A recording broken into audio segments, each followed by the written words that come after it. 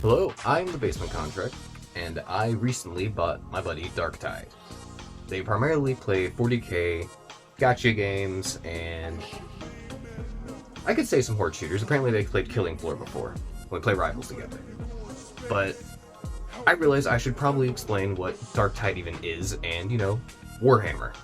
Also realized it's a great way for me to explain something I've always wanted to do for a while as a video, but wasn't exactly sure how to start. I'm going to try to explain every Warhammer 40k faction under 10 minutes, so each of my friends who have never learned anything through books or have had any Space Marine now know what it is. And with Dark Tide, now as a diving point, I should start with making the 4 classes you play with. Now I realize there's 2 DLCs, so, script's a little outdated now. Oops. You can tell I've been working on this for a while.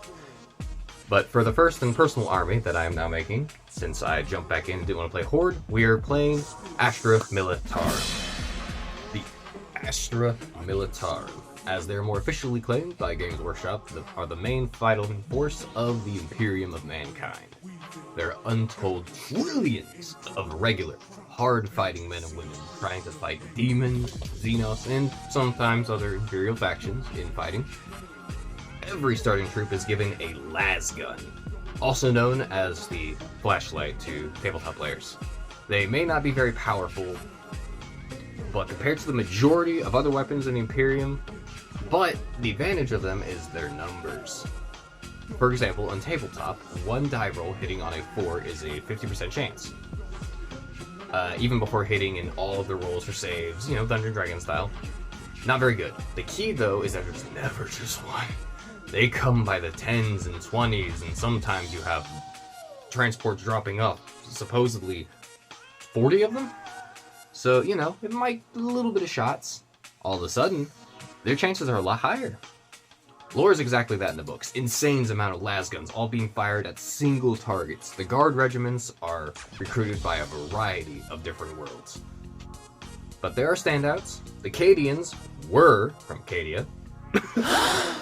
But that's just space dust now, and they became a terrifying terror in reality that can't stop leaking demons. Who cares?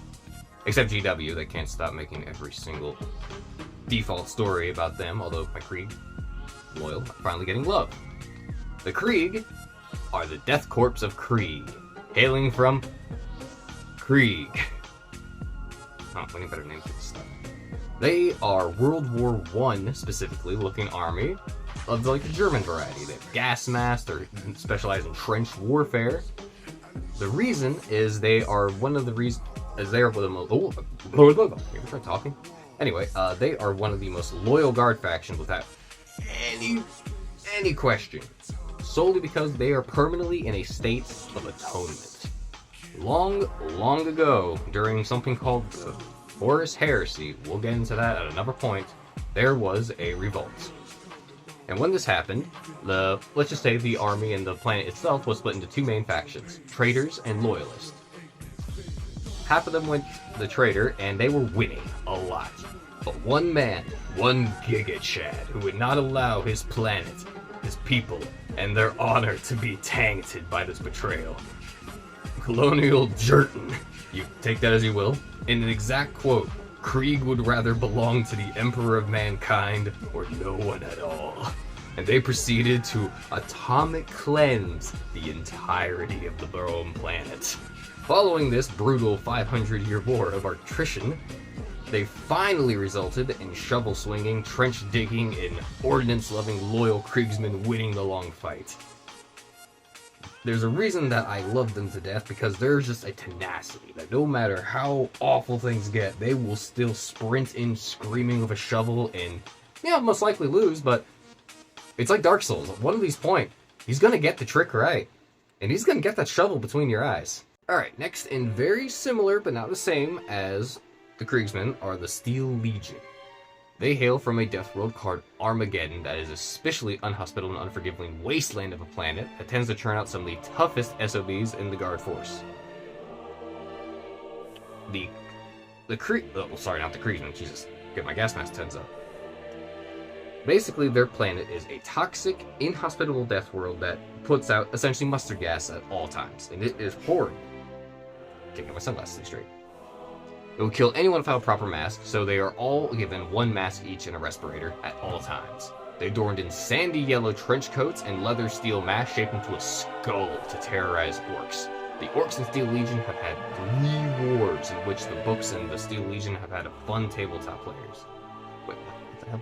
I skipped the line in the script. I'm having a stroke. Don't worry about that. That's our little secret. Had 3 whole wars that would... Oh my god, I can't read. Undiagnosed dyslexia, what do you know? I won't get into all of them, but what makes the Steel Legion fun for tabletop players is the Chimera. The Chimera is a basic troop transport, essentially, for the Guard. Largely mass-produced and manufactured at Armageddon. Because of this, the Steel Legion used them a lot in their warfare. And, well, they make goofy weapon platforms such as the Manticore that fires missiles, the Hellhound, which is a light gun platform that can run all flamers if you want to be extra silly. But the best is the Death Strike missile. A beautiful piece that does exactly what it looks like. One shot, one less inhabited city. The Steel Legion is truly an awesome, and just sad to see that there's no modern minis that have been released for them. Or a lot of the other largest Cadians are pretty. But, speaking of which, there's now the Catachan Jungle Fighters. The Catachan Jungle Fighters are exactly what they look like. They are hard boy Rambo badasses that make commanding officers mysteriously disappear on missions that their home world. Commissars, I need to explain, are something that have been in the Imperium. They're sent by the Imperium more specifically. They're not necessarily leading the troops, but they're more or less making sure there's no cowards. They cull the weak and shoot the ones who run. Their job is to simply make sure the ones who are fighting fight harder by making examples. Yeah, this is this kind of universe. Unfortunately, imagine a bunch of Rambos with that kind. As you can imagine, Commissars tend to get eaten by the wild fauna of Catachan, which is another death world. Huh. I think about it, I think they're all death worlds. Wait a minute. Oh, except for KDH. Anyway, blew up losers. The point is, Catachan has jungle fauna that will eat you. It's almost like that island that Usopp's at in the time skip, where everything's just, trying to eat it like a giant plant. Alright, next is the Vostroyan Firstborn. Honestly, I don't know a thing about them. I don't know anything about the next two, to be honest. But they are awesome looking. Every time I see them in Darktide, I really want their hats. TF2 reference for you. They look like Prussian Winter Soldiers in a weird way, but they are old models, so I just wish we'd see them more. The other old one I have is the Talarn. I've never seen them in person, never seen them in tabletop, just like the Vostroyan. But I do have to admit that the Middle East look with the purple turbans and sabers, and that just looks amazing. Why aren't we getting new ones of these? Plus they have little scorpion stingers on their equipment. I got weakness for that. Now, I've covered regiments and some of the Chimera variants. Now let's talk about what got me back into this one to play the game and wanting to play 11th. The battle tanks. I have the tried and true backbone of the Imperial Guard, Leman Russ. It is something like 8 variants for the main cannon, but also extra side guns and spotting guns for las cannon and stubber, just for good measure. Next is the newest tank released for 40k, the Rogel Dorn Battle Tank. It has more guns at once, takes a no damage rule, it can use a... Oh wait, oh yeah, that's tabletop, let's talk about that real quick. The Rogel Dorn has a bit of a reputation in 40k on tabletop as being a piece of bullshit. Essentially, it can just decide that during someone's attack, that if it's really scary, you can just say, no, it's not going to do anything. Its damage characteristics is 0. And then you're stuck sitting there feeling like a jackass having wasted your precious command points. But anyway, no one's going to care about that if you're not playing the game yet. The point is, the Rogel Dorn has a bit of a reputation. It has more guns than a lot of tanks, has a no damage rule that pisses people off, and several of the Russ's main gun options just thrown in as secondary weapon systems, including the Gatling cannon that is exactly as cool as it sounds. Finally, we got the big daddy of the Guard, a literal shoebox size model. It is filled with nothing but gray plastic sprues, comes in a box that literally looks like sneakers, and it is 11 barrels of hell. The Bane Blade. Similar to Leman Russ, it is truly nutty amount of different weapon options you can build. 11. It has 11 variants, that's when I think about it. It's Titanic, so its base size essentially has a rule that troops can get around it and use it for cover. Oh, man, I just didn't realize there's 11 variants. Hold on, sit down for that. It's 11 variants and 11 barrels. That is crazy. Oh. It has... Wait, alright, hold on. We gotta read this off. 3 twin barrel heavy bolters. Oh no, I'm already stroking out. This is bad.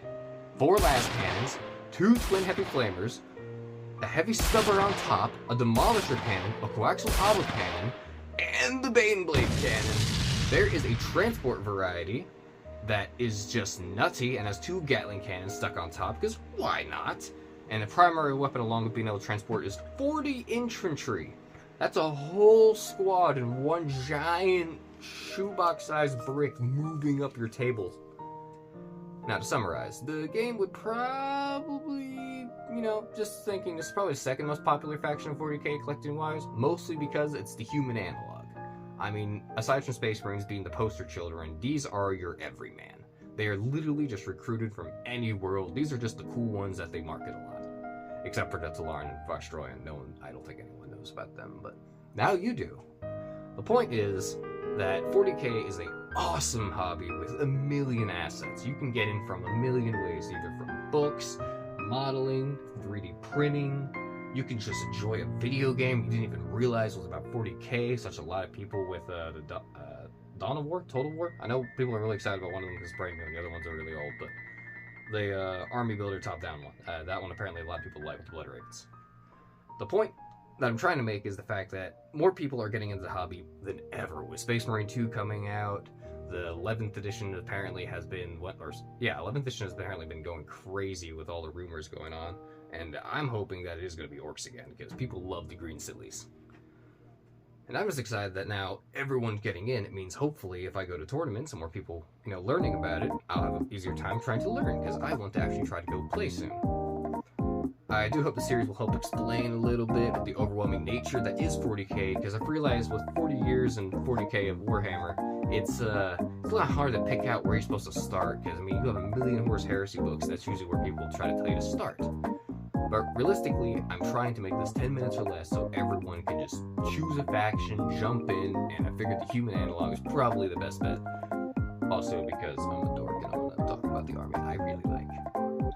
But next one will probably be Ogren, but I might do Psyker, because actually my buddy just started playing Psyker, and another friend is playing Ogren, so we'll see which one I want to do next.